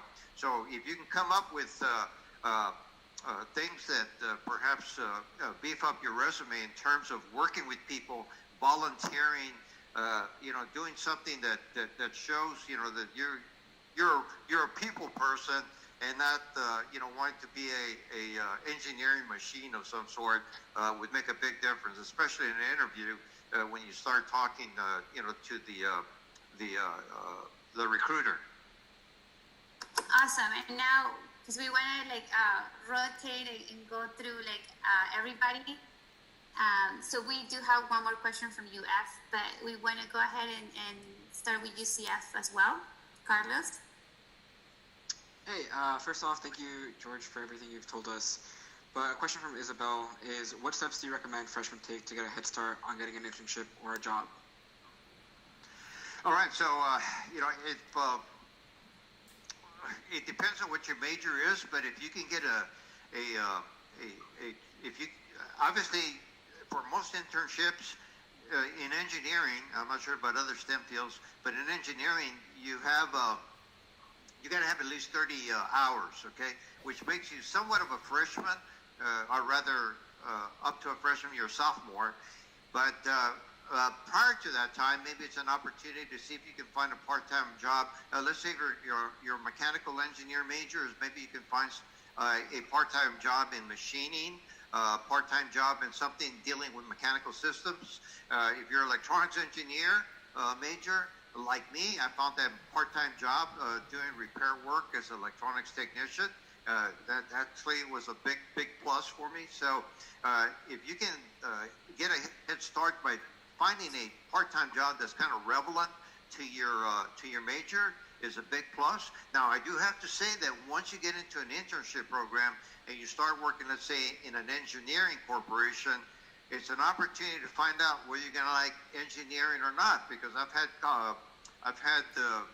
colleagues of mine saying that they got into engineering, but then they found out that's not what I want to do. So, but it's an opportunity to find out if you're going to like engineering. And I have to say, for the most part, I'd say 95% do like engineering. Eventually, in engineering, you start moving up the ladder to project management, systems engineering. If you want to stay as a designer, that's fine. But for the most part, you'll start growing in your company. So, try to get jobs if you can early on. Obviously, try to maintain your GPA up to at least a 2.9. I think it's required for internships for engineering at the university level. But prior to you getting your 30 hours, to see if you can find some part-time jobs that are relevant to your work that you can put down in your resume that would help you separate you from the rest of the crowd. And that's one of the things, to try to separate you from the rest of the crowd, because there's a lot of, as one recruiter told me, there's a lot of guys that are 3.5, 4.0s, and so how do you discriminate which one you're going to pick? And so, like most recruiters have told me, the people skills sometimes come out ahead. So that's just something to keep in mind too as well. Hey George, the number. Can you hear me? Hello? Yeah, can you hear me? Yes. So we wanted to do a raffle since we have Carlos here. We're still waiting for sign-ups, but we want to do a raffle for one of our e-care or our package where they're winning like gift cards and whatnot. So either you or Carlos, you guys can pick a number. You can go for it, Jorge. Or George, sorry. From 1 to 25. 13. Sonia. So I'll talk to you, Carlos, but Sonia is getting some papaya swag. So yeah. Okay, so I'll let you keep talking. Sounds good. So I guess my other question from UCF is, what are the opportunities at NASA for someone studying environmental science? Okay. So most of the people that are hired at NASA typically are engineers from the traditional engineering, though that's changing. It's starting to change as we speak. We're finding out that multidisciplinary engineers are actually becoming more and more in demand. So environmental science, I'm not sure how many opportunities there would be. I would say that first you would try to get into NASA in working in some kind of let's say material science field, or fields that are related to spacecraft materials, and then seeing what opportunities there are after you get in there. I don't really know very many environmental folks at NASA. The folks that we have that quote that work in environment are actually people that know spacecraft environments. They understand temperature. They understand atomic oxygen in the atmosphere. They understand a lot of the elements of the environment, because one of the things that spacecrafts have to be designed for is for the environment they're going to be used in. So we have these people that we call materials, and we call them materials engineers, that work in understanding what is the environment that your system is going to be encountering. That's going to be a biggie for the moon, because we're going to go back there to that regular ugly moon dust that's just terrible, that does a number on mechanical systems and everything. So if you can get into environmental engineering, you would stand a very good chance of coming on board at NASA. I'm not sure about environmental science. I'd have to look at the curriculum of it, but I guess that's my answer for now.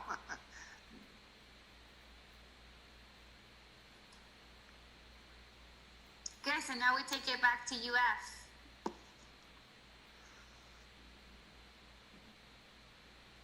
So, here we have a question from Caitlin, I guess, Catalin. Yes, Catalin, sorry. So she asked, how do you recover from failure? Well, okay, so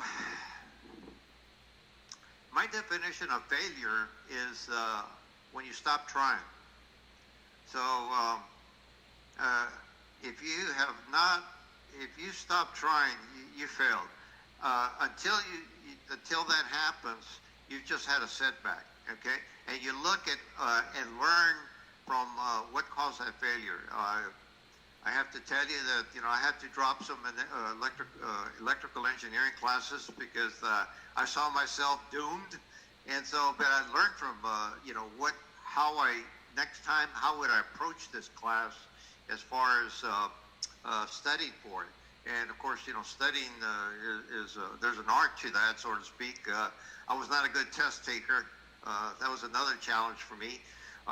But as far as recovering from failure, is that you just don't give up. Again, if it is to be, it is up to me. And so understanding why you failed and or what was your setback, and learn from that is important. And that's something that happens at NASA every day, just about. We have some setbacks. I had one today during my SpaceX simulation. So, but we had some setbacks in our simulation, but we learned from them, and our next simulation is going to be even better. And same thing with anything that you do. Obviously, as a student, you're going to be dealing with some tough classes, especially engineering. I've been there, done that. So, it's just if like I found out when I took my Calculus 2 class that if people were studying 2 hours a day, I was studying 6 hours a day because I was a little bit more challenged than some of those students as far as learning Calculus 2. So I just knew I had to put more effort into it to be successful, and it worked. It just nice. So now we have more FIU questions. So from Melissa Benedicto at FIU, what would you recommend to a student that wants to study aerospace? I think, yeah. Well, yeah, if they want to study aerospace material, I would perhaps recommend to study rather aerospace engineering, especially if they want to get into NASA or they want to work for an aerospace company. NASA, of course, NASA stands for National Aeronautics and Space Administration. I work on the Space Administration side, but we have an aeronautics area at, let's see, we have at Langley Research Center and in Virginia, and also Neil Armstrong Research Center out in near the West Coast. I'm drawing blank on the state, but it's aerospace engineering. I have to say that quite a few aerospace engineers come to work for NASA, and they eventually become they go into different areas. It's a diverse field that you learn a little bit about everything, and so a lot of our aerospace engineers, I know there's two that got involved with spacesuit design and designing the materials for the advanced spacesuit. So I'm not sure if aerospace materials is a major per se, but I would rather say that you should probably pursue aerospace engineering. Nice. And thank you, Eduardo, and everybody for participating. I wanted to take some questions from the live audience, and thank you guys for watching us. So, when you applied, and this one is, okay, from Paola Romero. Hola, George. I'm so happy to hear from you today. You're amazing. What books could you recommend for a young student? I think that's books. What books? Mm-hmm. What books for a young student in In what field? She just said a young student. I'm assuming she's interested in NASA. Well, oh wow. So, oh boy. I mean, I like to read a lot, and so I have to say that if I was to read books, let's say just outside of technical, is to develop some of the skills that ordinarily are not taught in school, study skills, critical thinking skills. All right, that is not taught in school, and that's something that I have to say that I've learned on my own about critical thinking, and certainly understanding behavior of people, understanding that it's just, you hear the word biases, and people will say, well, is there biases in engineering? And yes, there is. And the biases sometimes relates to the people's belief that I'll give you an example. They believe that only their system or their design will work and nobody else's. And that gets them into trouble. That gets into egos. So understanding, having books to read about human behavior, let's call it understanding soft skills. If you can get a book on soft skills, learn about soft skills, I think that would be great for you right now. I have to say that the word leadership is used loosely, and there's a lot to leadership. And if there's one book that I would recommend for learning about what really leadership is all about, is to read the book called Shackleton's Way. It's the story of Sir Ernest Shackleton, a 1900 explorer. He was the only successful field mission that did a polar exploration back in the early 1900s. It's a typing it in our chat, because I want to pass it on to everybody else. Okay. Thank you. And there's another one for Aki. When you apply to Google, while you're typing that question, George, when you apply to Google, how much do you think they care about that you graduated from such a prestigious college versus, say, public university? To be honest, I don't think that mattered much. And now currently as a hiring manager, that's something I don't put a lot of stock in. I really look, yeah. You're a hiring manager. We're all going to be sliding in your LinkedIn's, just FYI. No, I mean, really, definitely do so. I'm always happy to help and really help connect people to opportunities in Google. Over the last 4 years, I've easily referred over 100 of my friends and people that I've met through different forums to apply to opportunities at Google. But I really think the hiring managers like myself primarily focus on those your critical thinking, your ability to think outside the box, and then your ability to, like George mentioned, walk through that SCAR method. Here's the situation, here's what I did, here are the results, and then really highlight what you learned from that experience and how you can apply that going forward. And I know that Marcus hasn't had a chance to. Have you had a chance to ask a question to George yet? I know you guys know each other, but I'm pretty sure you have some questions for him. Yes, I got some. We asked on our Instagram page. Hi, George. Hi. How are you? Yes. Yeah.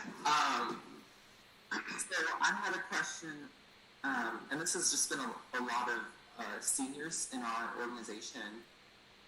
We haven't gotten a chance to get an internship just due to COVID, and we're about to graduate.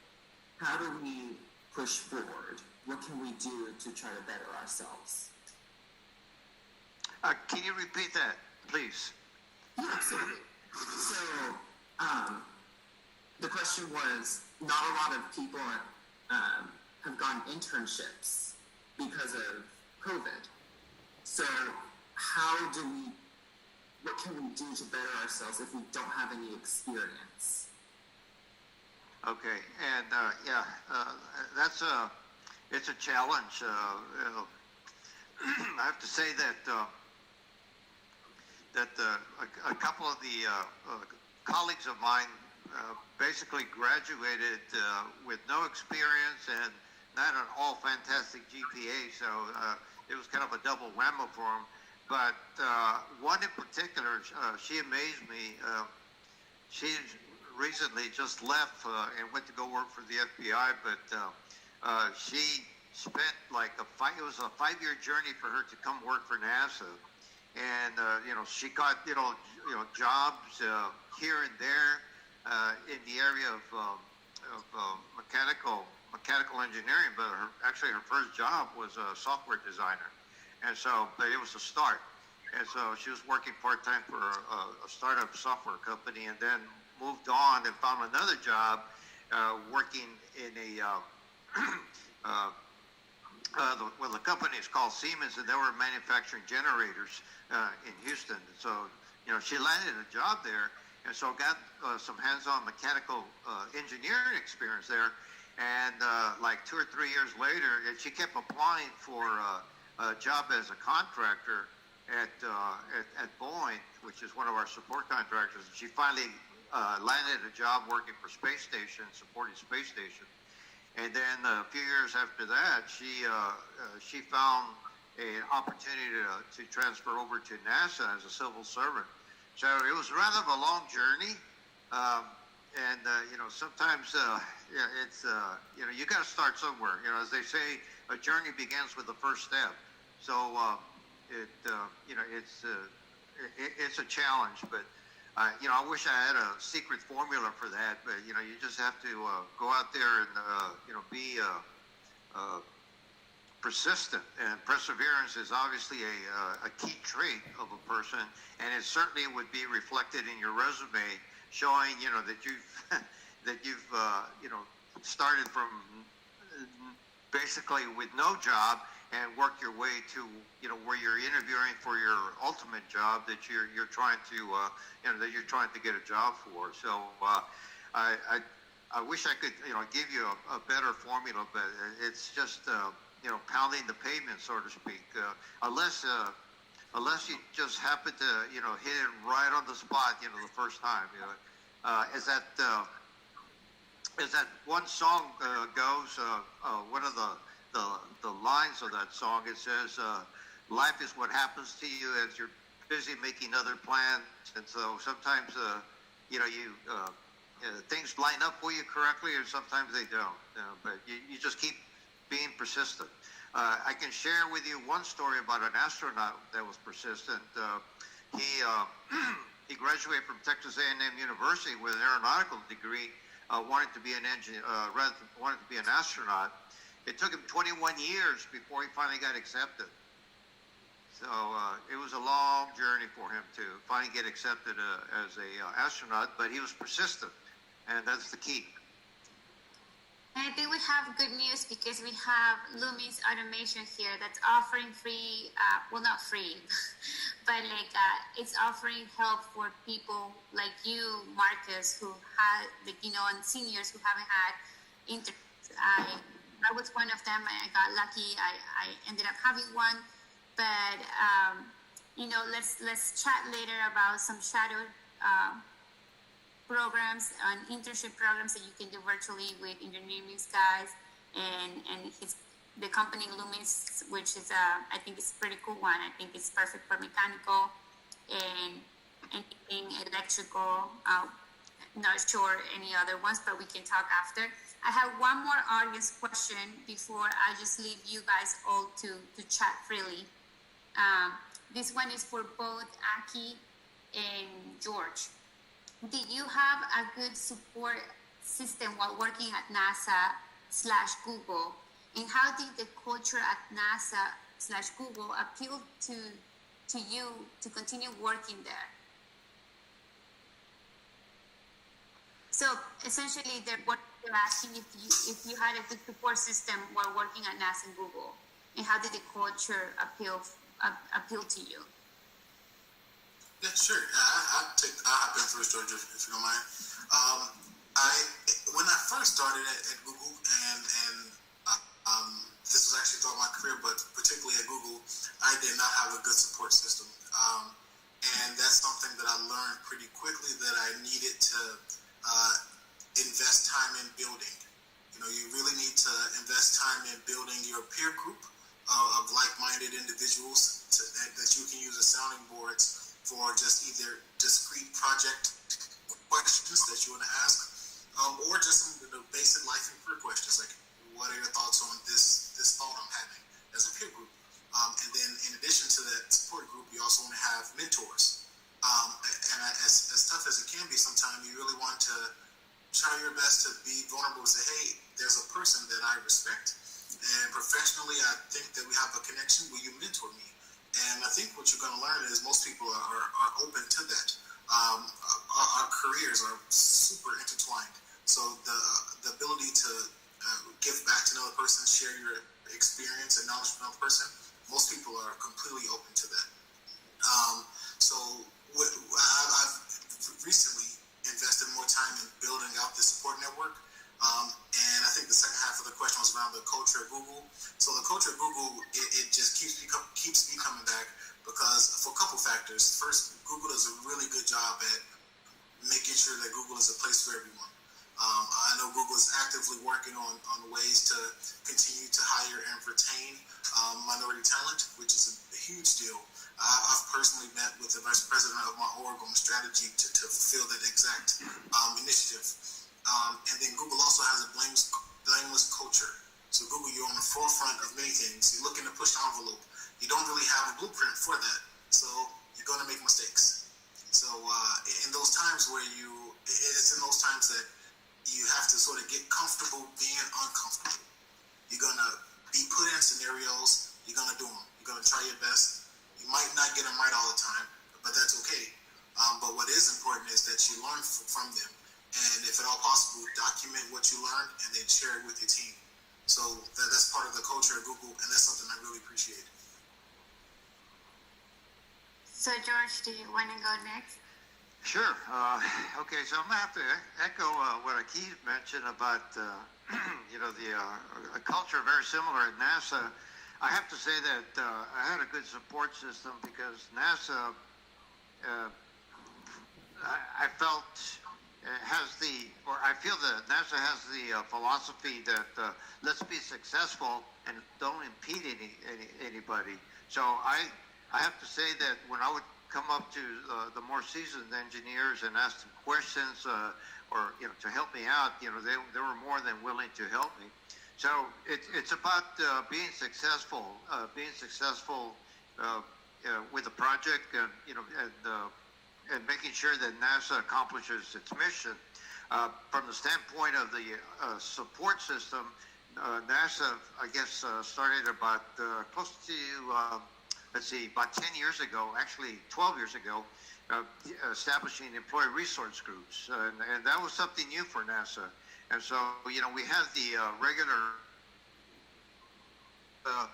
Hispanic, LGBT, we have the Afro-American, we have Asian, and then there's an oddball that I helped form called Human Systems Integration Employee Resource Group, which is the only technical employee resource group at NASA, but they all have the same objective, is to provide a support system for the folks that basically they can go to if they have problems. And so the thing is that the employee resource groups basically, let's call it cross-matrix each other, that we can form different groups from different ERGs to help a particular person that's in need of solving a problem or an issue. Nice. And I think that's what you guys have at school. Shep, I know, Eduardo, you had Mesa, right? Eduardo, that's engineering. Yeah. Yeah, I had Mesa. Yeah, so that's amazing, and thank you guys. I mean, from Federico, Marcus, Eduardo, you're here. You want to help other people.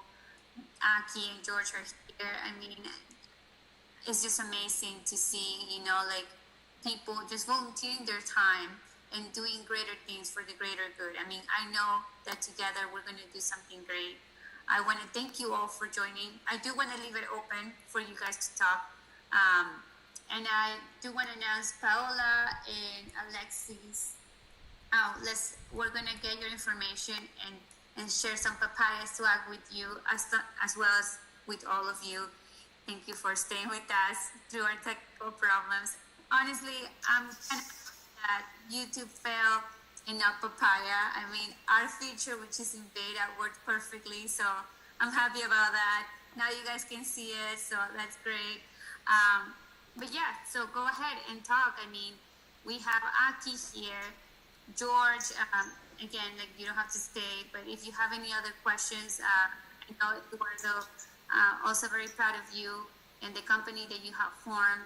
He came from Chico State, and his partner is from Purdue. So just to let you know that like your past doesn't define you. It is what you make with what you have, what really is going to count in the future. So so that's what we believe in. It's like everybody can make it. We wanted to, and Gabrielle brought this concept to me: democratize education. Not just now with this platform that we have. Not just people with money can afford the best education. Like, it's affordable. It's ready for everybody. And not only you're gonna have students who love classes that you hate, and they can make it digestible to you. You're also helping your brothers in your sister countries, like that little money that you pay is doing a lot for them, and they're watching us, and they're ready to help, and they're so humble. Eduardo, Rojas, they come from Uni, so you know that university? A bit, yes. I was mostly raised here. I was born in Peru, but yes, I've heard of the university. Okay, so it's really hard to get in, but they're very humble, and that was my tutor. My tutor was my angel. He never made me feel bad. He was humble, and I wanted everybody to feel that experience. Like he encouraged me, and I think that now I know that you all have you're helping high school students. So right now there is big money that they pay to prepare for the SATs. We can prep them now. We can offer that resource for very cheap, and we're gonna talk and work with all of you and volunteer some of our tutors. Well, obviously we're gonna pay them, but we wanna help people. We wanna make each other stronger. Papaya is there, so when an interviewer walks through the door and they see a minority, they don't think, or they don't question your value. They say, somebody like that helped me through my hardest classes in school. That's why we're there. We're here, and we belong here. We're not here for a quota. We're here because we deserve to be here, and that's what we want to show. We want to do great things, and we're going to welcome everybody. So thank you guys. I don't know if you have any other questions. I know we passed the time. Hey, Sandra, there is one thing I want to say before I forget, and that's the university outreach partner at Google found out about this webinar and reached out to me. And I'm going to be sharing this link to you, Sandra, but anyone who's listening, if you're interested in staying connected to Google or any opportunities, you can fill out the sign-up form, and that will be a direct link to Google and opportunities. Yes, and we're going to share with all of you too, so that's great. Thank you, Aki, and we're happy that now we can, because of you, we can provide that direct connection to Google if you're interested. I'm pretty sure a lot of you are. Do you guys have any other questions or anything that you want to say? I wanted just to thank you, Mr. Salazar and Mr. Easley, for coming back to community, especially us at FIU. I know there's a lot of students that really want to hear advice and have questions answered from you guys. And thank you a lot. Appreciate your time. Very welcome. I'm very happy to be here. Oh, what? I know that you didn't do one, but Aki, pick a number for FIU. Is 19 still available? Elizabeth. So I'll talk to you, Eduardo and Mariana, to get her her contest prize. And then, Marcus, I'm still pulling up yours, so I'll go ahead but obviously you guys are getting so active, yeah. So I'm getting some UH numbers now. Thank you. I just wanted to say thank you again. I'm very excited, and this has been nights and weekends for a whole year. So, I'm glad that we created something that can help everybody and connect us all. Tutoring is just our first phase. We want to create the biggest STEM, inclusive STEM community that is important to us. We first want to break stereotypes. Once we are over our BS and our bias, then we're gonna make great things happen when we don't doubt each other anymore and we just encourage each other to be better and to reach our potential. Thank you guys. I'll let you go to dinner and thank you again. I cannot thank you enough. I'll contact you separately for anything that we have pending. Okay? Thank you guys. Thank you for everything. Thank you. Thank you.